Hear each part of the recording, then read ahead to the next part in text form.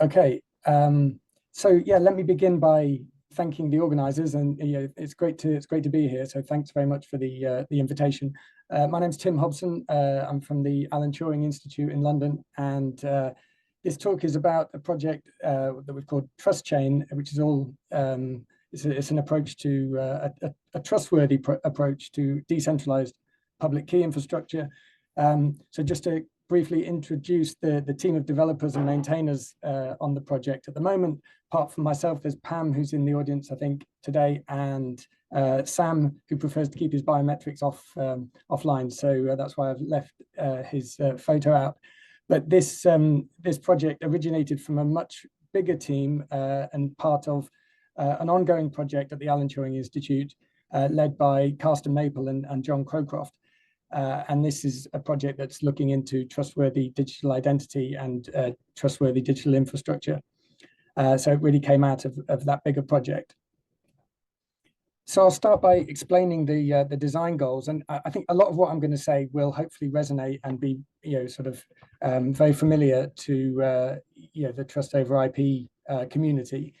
We really are very much on the same page, although when we first set out to design Trustchain, well, I certainly wasn't aware of Trust over IP, but in the course of developing the software and the ideas, we learned pretty quickly about how similar what we're doing is to what the whole problem space that you're working in. So hopefully a lot of this will be quite familiar, but hopefully also introducing something a bit novel as well. So what we're really aiming to do is set up public key infrastructure, or enable any group that wants to set up their own public key infrastructure in a trustworthy way, but without any trusted third parties. So this ought to be free, open software and accessible to any user community. And crucially, because we're going to work in a decentralized setting, end users need to be able to verify on their own devices, essentially all the information that they're receiving, because otherwise, of course, you are going to be trusting a third party. And also, we want it to be simple and intuitive enough, for essentially anyone to use. So that's basically the design, the aims we have. And again, I don't think I need to labor the use cases. We came across this idea of public key infrastructure as part of a trustworthy digital identity project, because it became apparent to us that if you're interested in doing a digital identity without the risks of centralized digital ID, well, really, trustworthy decentralized public key infrastructure is a solution to that problem, because then you don't need centralized data collection, central databases. You can just have credentials held by individuals on their mobile app, their credential wallet, and then they can just present these credentials. The verifier, provided the verifier can access reliably the public key of the issuing authority, then you basically get digital ID for free, and alongside that you get several other really important use cases, like you can, with the DID, the W3C standard for DIDs, you can verify URLs and avoid phishing attacks, that sort of thing, and QR code scams. You can verify the provenance of data, because anyone who publishes a data set of whether it's digital media or any digital artifact, they can just sign it, and if you're able to access their public key, then you can verify that signature. And then secure communication in general, driving a kind of digital, truly digital economy. So again, these use cases hopefully are very familiar to the Trust over IP community. So in a nutshell, what Trustchain does is it uses decentralized networks and protocols, and it aims to create what we call a digital twin of existing relationships between institutions. So we're talking about hierarchical trust network, but really what we're doing is we're creating a digital representation of existing trust relationships that already exist, and they should be genuine pre-existing relationships instead of synthetic trust relationships which only exist in order to sort of share public keys. So what does this look like? This is just one possible scenario. As I said, we want any user community to be able to sort of set up such an infrastructure. But a really easy example to give, very familiar, would be a sort of national digital ID system. These key sort of icons are representing public key certificates, which for us are DID documents. So they are the documents that contain the public keys. And yeah, so the idea is that there are natural and pre-existing relationships of trust that are very familiar to everybody. And we want to leverage those existing trust relationships instead of introducing synthetic ones with let's say certificate authorities that only really exist in order to create the public key infrastructure. It's part of the digital infrastructure. We want to set up a digital infrastructure which itself is verifiable, and therefore the only trust required is in the institutions that we already recognize and trust to perform the relevant service. And then, of course, if we are able to access these public keys in a trustworthy way, then of course at the bottom we have the verifiable credentials, which is then just signed by the relevant authority. So again, hopefully all very familiar territory. So we decided, we looked carefully. I guess I want to take a sort of first principles look at the verifiable credentials and DID standards. And at the heart of these standards is the idea of a verifiable data registry. So this is the key piece, I think, in the sense that if you can either trust a third party, or the idea, the essence of the DID and VC standards is that instead of trusting a third party, we want to be able to verify the data registry itself. And that means the end user actually verifying information that it's retrieved from that registry. And yeah, that's a great idea. But how exactly are we going to realize such a data registry? What does it actually mean to be able to verify information that you've retrieved from a verifiable registry? So yeah, so I just want to ask the question. Well, what type of information can be verified cryptographically? There's not that many different ways, cryptographic verification mechanisms.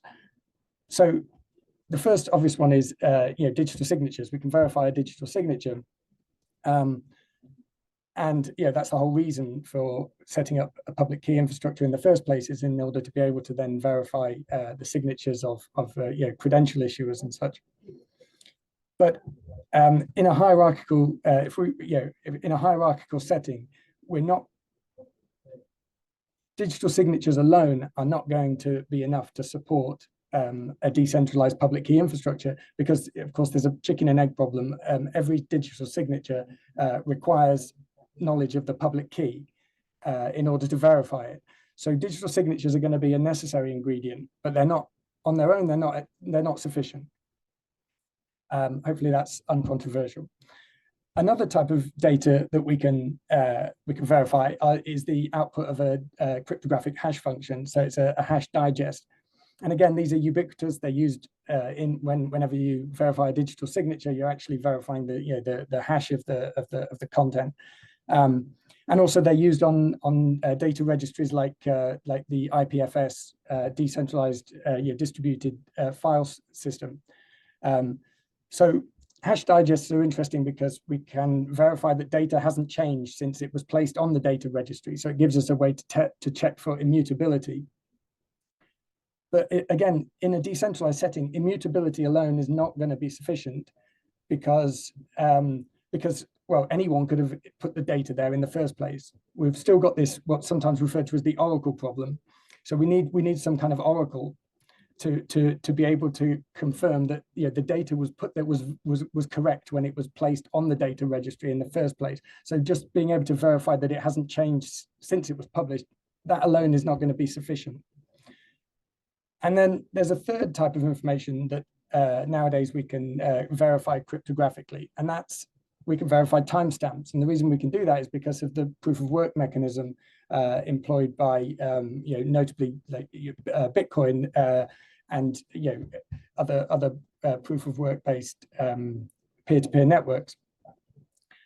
So, I mean, I would love to hear if there are differing opinions on this, but essentially that to my knowledge is pretty much it as in terms of verification mechanisms. I'm not mentioning zero knowledge proofs because I don't think that's I mean, they're interesting, of course, but they're not going to be useful when you're trying to share public key information.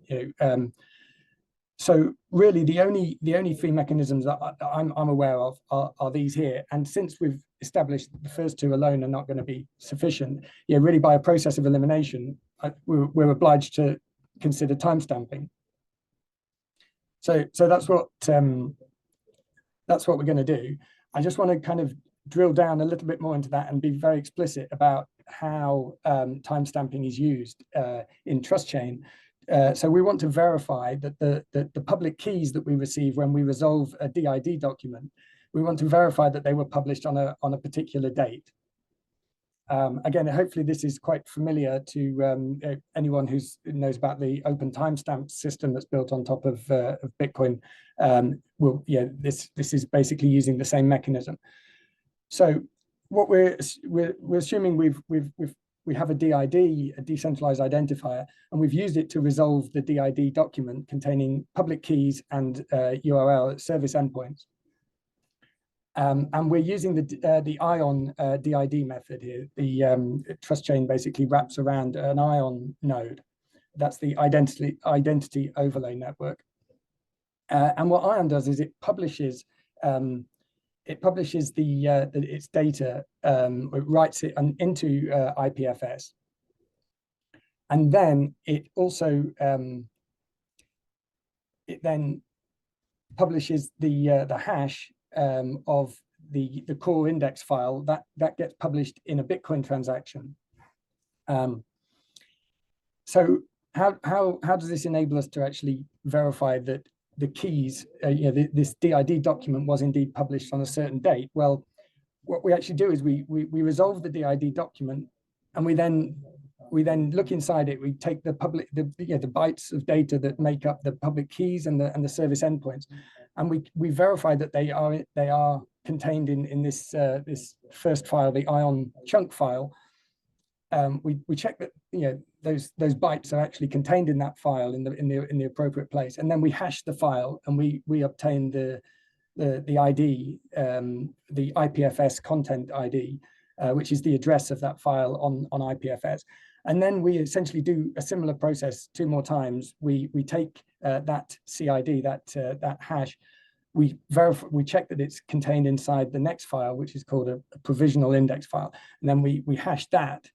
And then again, we carry on until we reach this core index file. The reason, by the way, ION uses this kind of 3 levels of indirection is in order to better scale, because every time ION publishes a DID document, it's going to write a Bitcoin transaction, and so with by writing them in this sort of sequence of different files, it's able to publish many apparently up to 10,000 DID operations in a single Bitcoin transaction. So it's for scalability.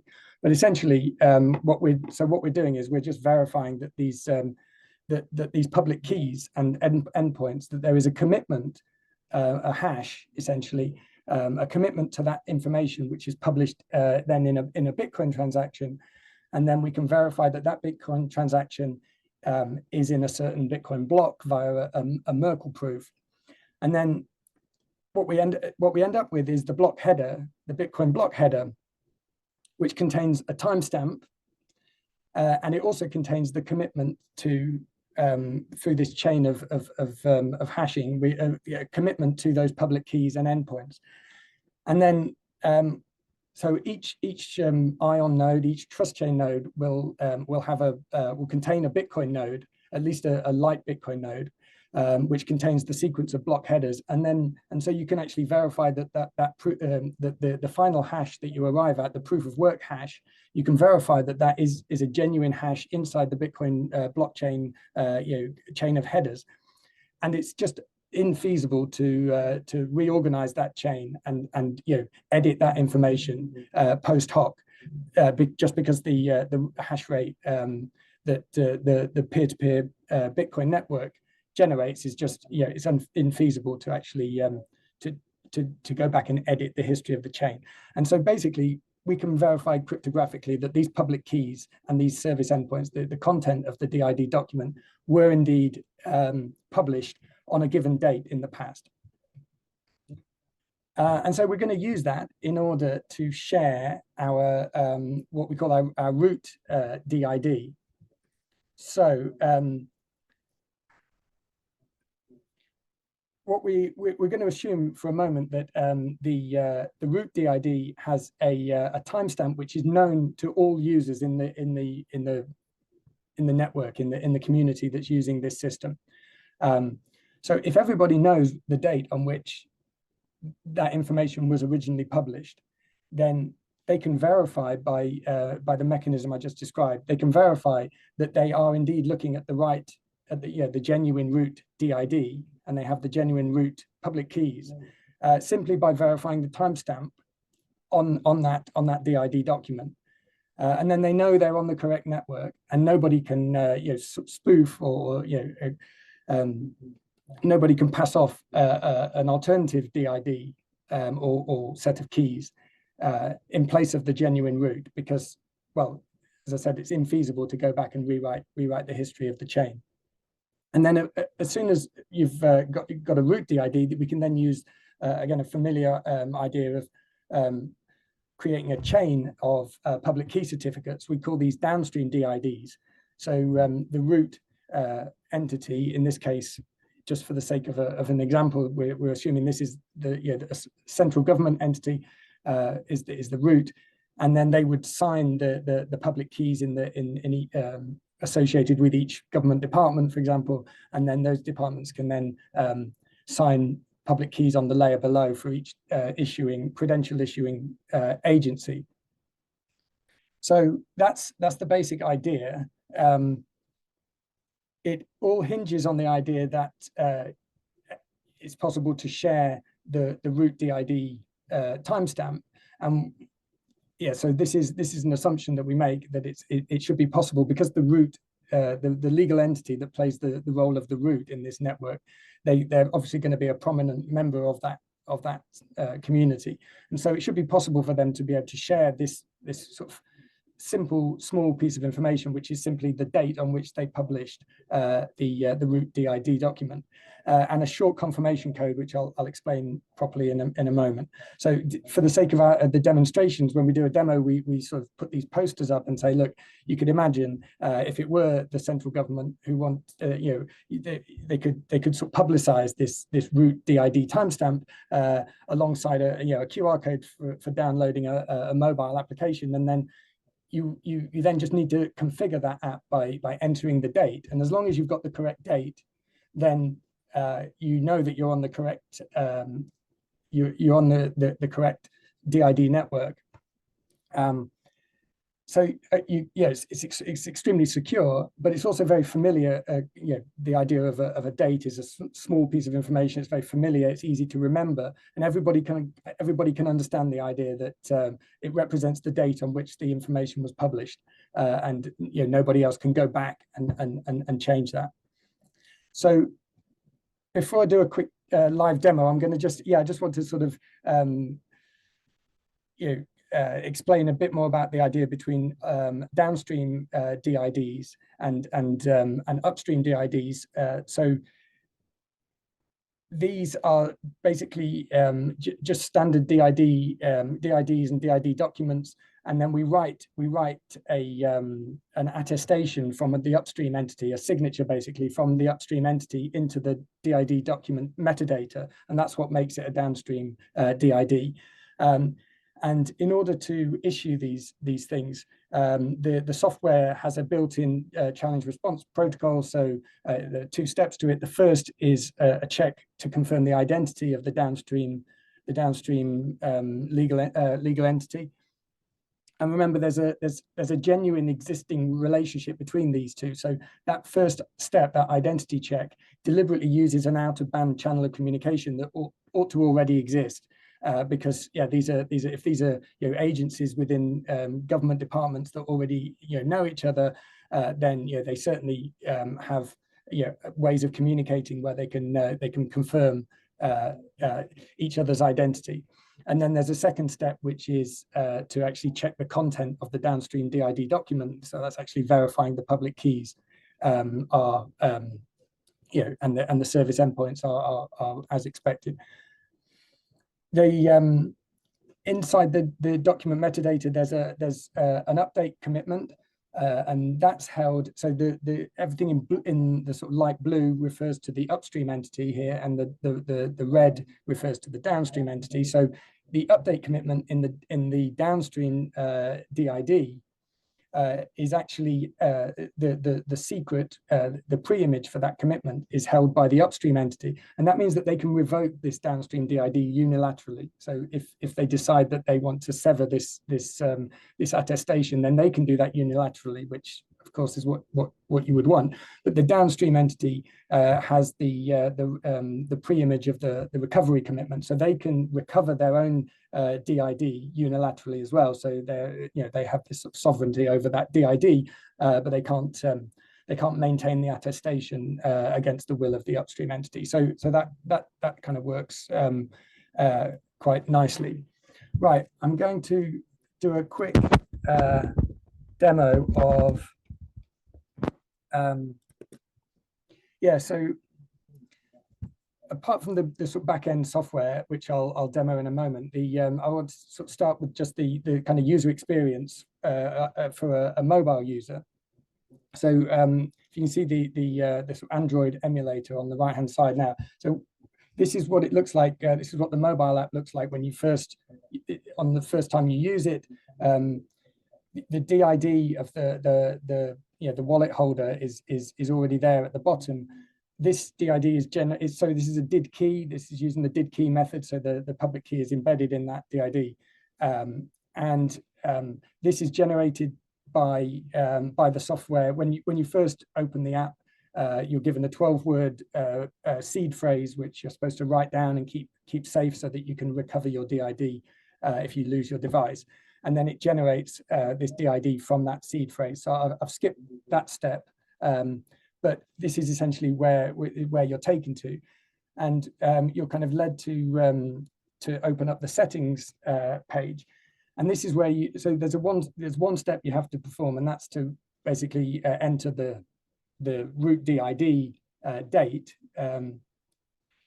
Which again we're assuming that you've been informed this date, and the root entity can inform you of this date via analog channels or digital channels, or there's a lot of redundancy possible in the way that this date is communicated. So that's the idea, is that you should be able to acquire this date successfully.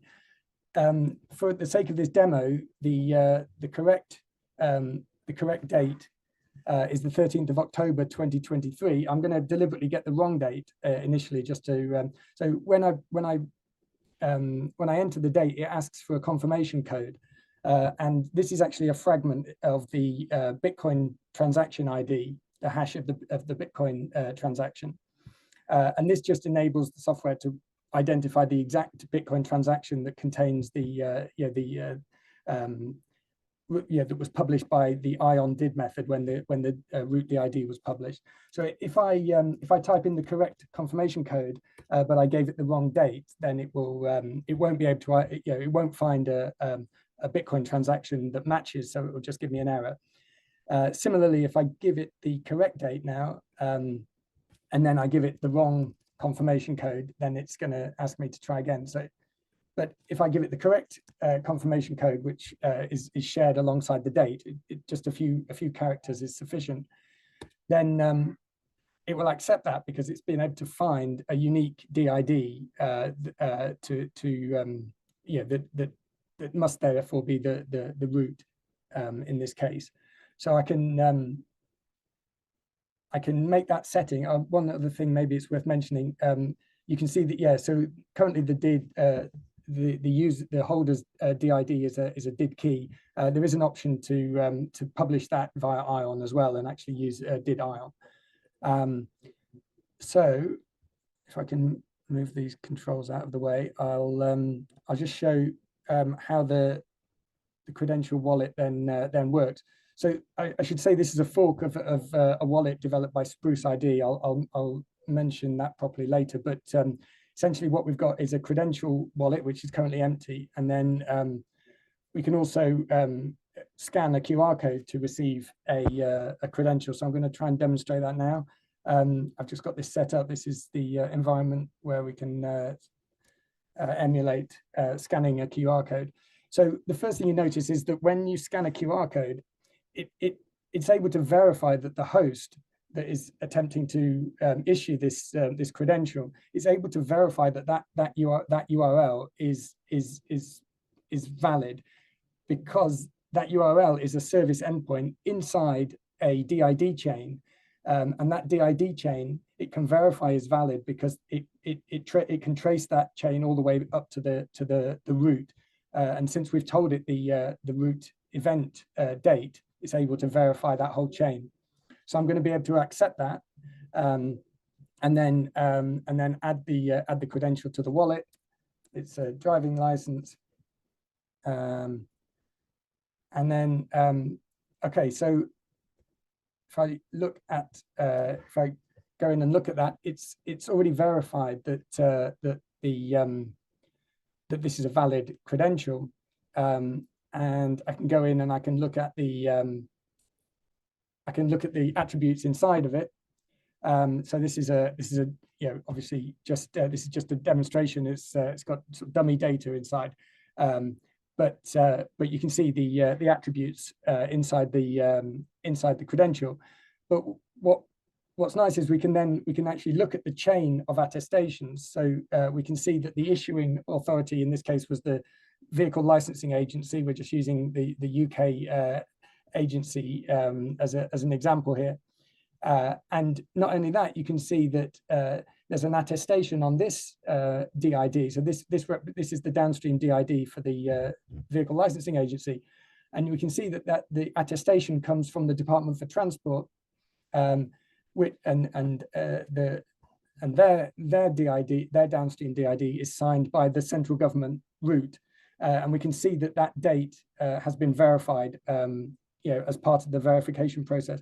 So when we verify a credential, we're not just verifying the signature on the credential, we're verifying the chain of downstream DIDs, and then finally the root, the date, sorry, the timestamp on the root DID. Okay, and then we can also present this credential. We can select attributes that we'd like to share, like our nationality and the family name, and maybe which country issued it. And then if I present it, then it will generate a QR code. It's very dense because it is actually sharing the signed presentation, and the same mobile app can then be used to verify, to read that QR code and verify that credential on the verifier side. That means that the mobile app is sufficient for both holders and verifiers, and you can share credentials offline. You don't need to be online to be able to do this, provided you've already got the relevant chain of DIDs.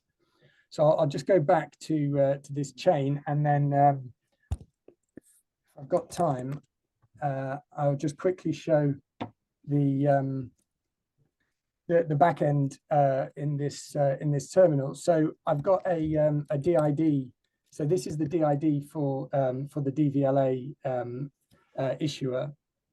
And I'm going to just demonstrate how the Trustchain, so this is a CLI that we've developed, which you run on a full Trustchain node. So credential issuers or anyone that's issuing downstream DIDs, these institutions would just simply run this free and open source software, and and then the interface is currently a command line interface, and you can see that there are commands for working with DIDs or working with and also with verifiable credentials, and there's also this a challenge response protocol which can be initiated by the downstream entity in order to issue a new downstream DID. So I'll just quickly demonstrate the DID functionality. So if I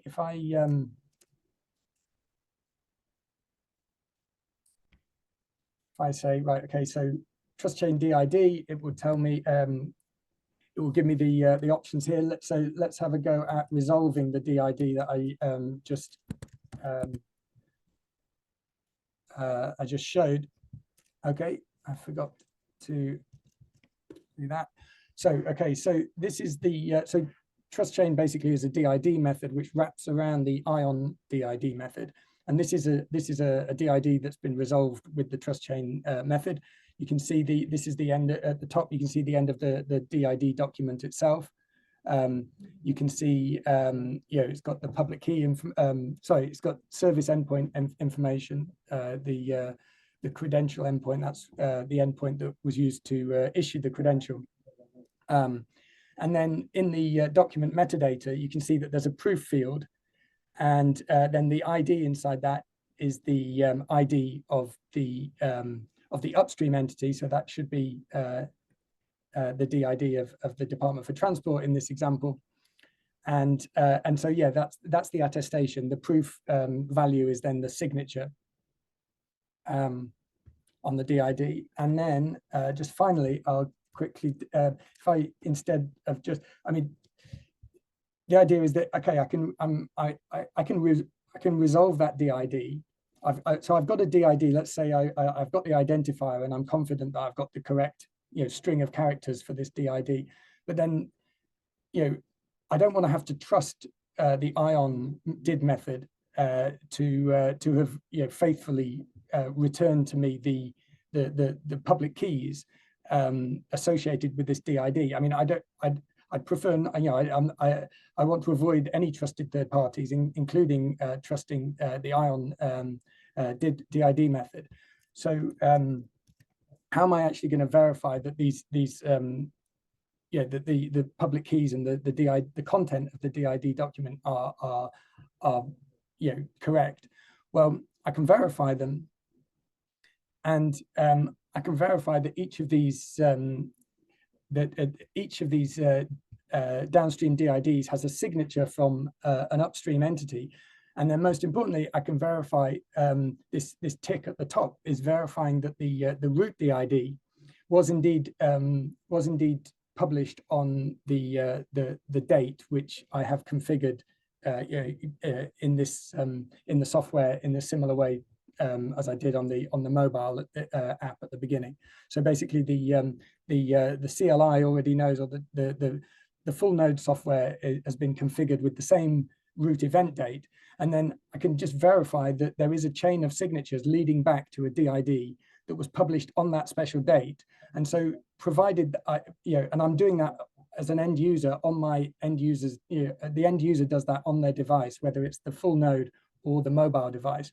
So I can be absolutely confident that I really am on the right network and that all of this information is valid.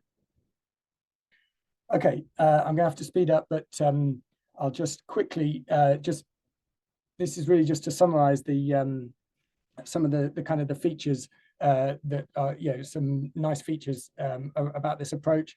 It's completely permissionless. Anyone can adopt this. It's free and open source, and all the infrastructure is the digital infrastructure is essentially decentralized peer-to-peer networks.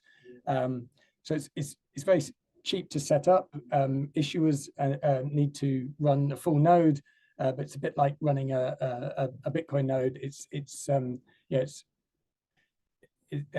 quite easy for anyone really to run a full node, and then the end user just needs to the holders just need to install a mobile app, and even the mobile app itself is able to verify on their own. Each mobile user is able to verify on their own device the timestamp which confirms that they're on the right network, and hopefully it's quite simple and intuitive because it all boils down to this idea of a special date, essentially. I won't go into all the details here.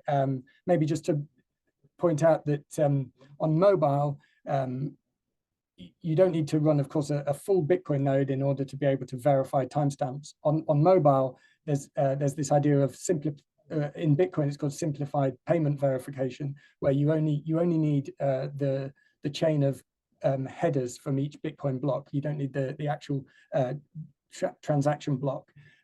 So similarly, we're able to do that here, what we call it simplified timestamp verification. And so provided we've got that chain of Bitcoin block headers, which is much smaller than the whole blockchain, we're able to verify on our own device the timestamps. So this is maybe more of interest to this group, the kind of governance features. So as I've said, the root DID itself is secured via independently verifiable timestamping. And then beyond that, we aim for trust minimization through, the fact that the only institutions that are being trusted are the ones that are already familiar and recognizable, because they are indeed the institutions in society that are issuing credentials that we're already familiar with. And policies are going to be enforced cryptographically, not through soft means. They're actually, every policy is going to be enforced cryptographically down the hierarchy from the upstream to the downstream. So one example of this is the idea, so suppose we want an upstream entity wants to constrain the types of credentials or verifiable credentials that can be issued by a downstream entity. So this is possible using some multi-signature scheme. What that means really is that a downstream entity would then not be able to issue a credential unilaterally. They would only be able to issue a credential if it has a signature from the upstream entity.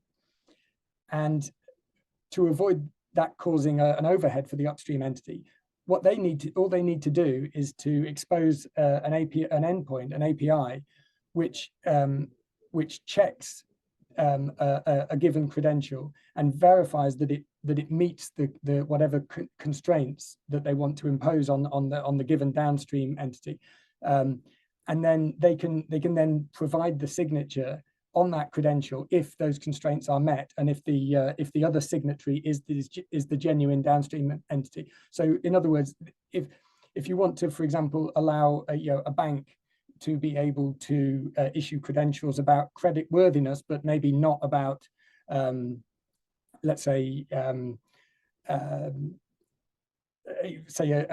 disability or something that was not related to a kind of a financial attribute, then you could use this mechanism to say, look, the types of credentials that can be issued by this downstream entity must meet certain predetermined format, and then the upstream entity can just verify that constraint is met before the credential can be issued. And finally, there's some other nice features. You can verify with timestamping. You can verify that any lists of revoked DIDs are complete. There's mechanisms for rotating keys and maintaining the chain of downstream DIDs. And then there are really nice mechanisms for interoperability between, you can imagine different networks being set up using this system, and then you might want to interoperate between them. And there are various mechanisms that we've either developed or proposed for doing this, but I don't think I've got. I can go into more detail if you'd like in the question time. But there's full details in the links that I'm about to share. Just very briefly, it's written. The backend is written in Rust, and we have heavily used a couple of libraries. One from Spruce ID, the SSI library, and also the Rust Bitcoin library. And then we use the identity overlay network DID method and wrap around that as in order to produce our own DID method. And then the mobile app is written in Dart and is a fork of the Spruce ID wallet app. Okay, so I'll stop there. Here's my details. If you'd like to get in contact. There's a link there to the documentation site, which has got full instructions for installation and lots of details on those sort of technical interoperability mechanisms and etc. that I just mentioned. And then the repositories on GitHub and the release on crates.io. And at the bottom there, the IEEE article. Okay, I'll stop for questions. Excellent. Thank you, Tim. I think there's a lot of interesting concepts in there, and I will ask the audience if they have questions. I also have questions, so does anybody want to jump in? There's also comments, so yeah, maybe I can see one. Is this truly decentralized? It certainly is hierarchical. So that's a good point. That was one of the first comments that we had from within the wider team here. So the point is that it's decentralized in the sense that the infrastructure is decentralized, and that means any user group can choose to operate and deploy this system. They don't have to ask permission to do that. But yeah, it's hierarchical because usually if you want, well, yeah, we were originally thinking of digital ID, and in that scenario, you want there to be issuers and holders, so there's a natural hierarchy there. So you end up with a hierarchical public key infrastructure, but the decentralization is important because it means that it's permissionless. Anyone can just deploy this without needing to. Anyway, yeah. Yeah, is the timestamp and notary function. It's very similar, I think. I mean, it's just a verifiable timestamp, right? It's a way of timestamping a document in a way that you don't have to trust any third party or when you verify that timestamp, you're essentially verifying that it would be completely infeasible to create a dishonest timestamp. It's just not feasible. And I mean, the Bitcoin system is a decentralized timestamp server. That's section 3 of the Bitcoin white paper is timestamps is called timestamp server. That's essentially the solution to the double spending problem that that Bitcoin solved. So it's it's a decentralized timestamp, or we're using that decentralized timestamp server that is the core function of Bitcoin.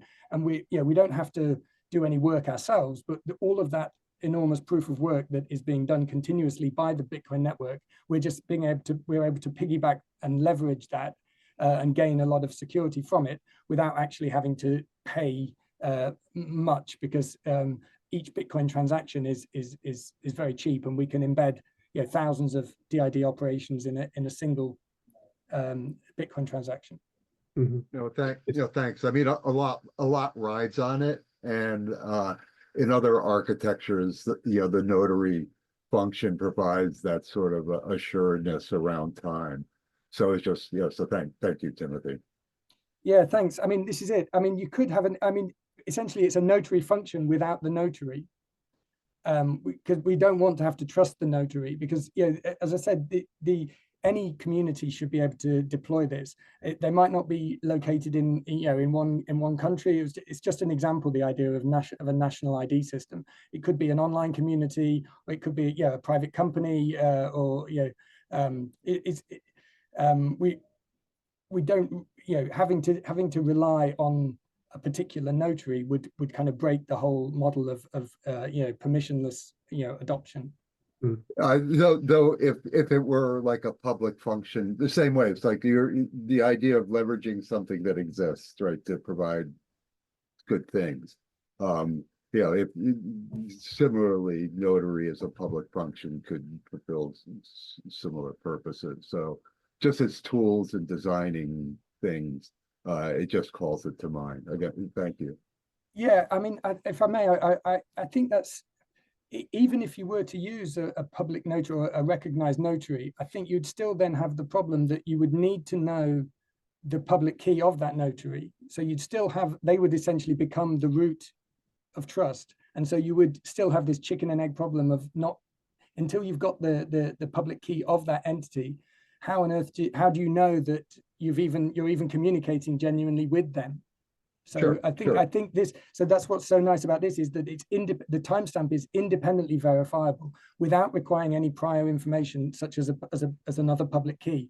You don't actually use a public key to verify it. You just verify the proof of work, and it's infeasible for anyone to overpower that proof of work. Yes, that's the function that exists in the proof of work. Right. Notwithstanding concerns related to proof of work. Right. I mean, that's another point that's been made before. I think, I mean, the Bitcoin network is already performing all of this work. And so if we can use it for more purposes, then that's an increase in efficiency, right? Because the same amount of work is being done, but we're leveraging it for more and more useful purposes. So I see this as potentially a really considerable increase in the efficiency, if you like, of all of that work that's being done, because it is providing a genuinely useful purpose. Otherwise, it wouldn't be done, right? There is an economic incentive to Bitcoin miners to perform all of that work, and that's why they're doing it. So they're incentivized.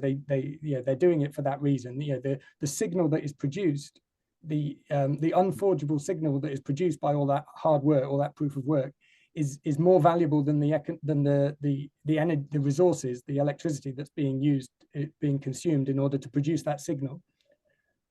It's absolutely great to see it repurposed and reused, because that helps to address some of the fundamental questions that would be related to the the answers to the questions that I proposed. So yeah, no, appreciate the conversation. Thank you. Awesome.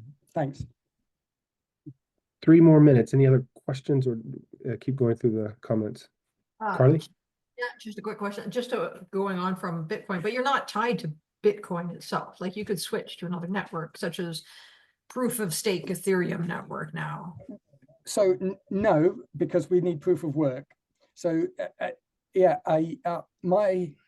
so I know that this is potentially controversial, but in a proof of stake, in proof of stake, you're really relying on digital signatures, because there's no proof of work. In that list of ways, how do we actually verify, what information can we verify? Well, if there's no proof of work, then you're left with with digital signatures and hash digests, and proof of stake ultimately just is the verification mechanism can only be to verify digital signatures, albeit with some economic incentives, but still, the actual process is to verify digital signatures. I'll allow the hand up to come in. Subra. So I've sort of put this in the chat, but so if you're actually using the Bitcoin blockchain, then presumably there's a cost involved for each transaction. So it can't be deemed as being free, quote unquote, right? Well, it's free access. It's free and open access. It's not free completely to use. Yeah, that's right. Every time you publish a DID operation with Ion, you have to pay a Bitcoin transaction fee, but you can batch up to 10,000 DID operations into a single Bitcoin transaction, and transactions are typically less than $1 to publish, and so you're talking about a fraction of a penny for each DID operation if you're batching. And a sort of unrelated question or thought that I had is, in this day and age, can we really trust an institution just because of something or the other, just because it's a recognized institution? Many of the government institutions seem to become more and more suspect these days. Right. Yeah, agreed. I mean, I would potentially agree with that. I do think that if we want to be able to work with verifiable credentials, there has to be some issuing authority, and so it doesn't have to be a government issuing authority, but at some you're going to have some kind of authority that you trust, and then you want to be able to verify that they did indeed issue the credential. That's really that you're able to verify that really is the issuing authority. You're not able to verify anything beyond that within that authority. But for example, if it were a publisher of digital media, like Reuters maybe publishes a digital photograph, then they could then sign that image, and you can then verify that it was indeed published by Reuters. That's something. Sorry, Eric. No, I was going to say that we're running out of time, but Sure. We have run out of time, so people are leaving, and we want to thank them for attending. But if you're happy to take a few more questions, I mean, because no solution solves all the trust issues, and I think you're targeting one trust issue, which is the PK the sort of the PKI sort of issuing certificate authority, but you're not solving all the other trust issues. At some point, we do have to make a decision on whether we trust an institution or trust.